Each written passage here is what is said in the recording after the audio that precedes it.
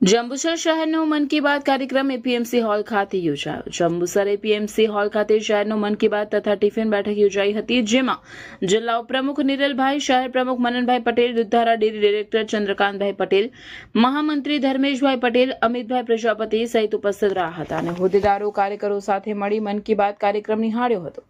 આ સાથે આગામી સમયમાં સ્થાનિક સ્વરાજ્યની ચૂંટણીના પડઘમ વાગી રહ્યા છે, ત્યારે નગરપાલિકા, તાલુકા પંચાયત, જિલ્લા પંચાયતમાં બીજેપીને બહુમતીથી જીતાડવા માટે સતત પ્રયત્નશીલ રહી જન સુધી પહોંચવું પડશે।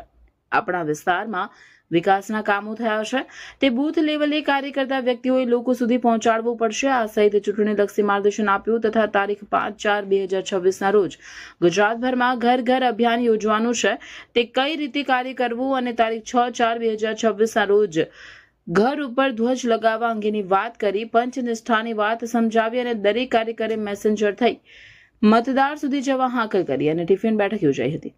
આ પ્રસંગે જંબુસર નગરપાલિકા માજી સદસ્યો, શક્તિ કેન્દ્ર ઇન્ચાર્જ, હોદ્દેદારો, કાર્યકર્તાઓ હાજર રહ્યા હતા।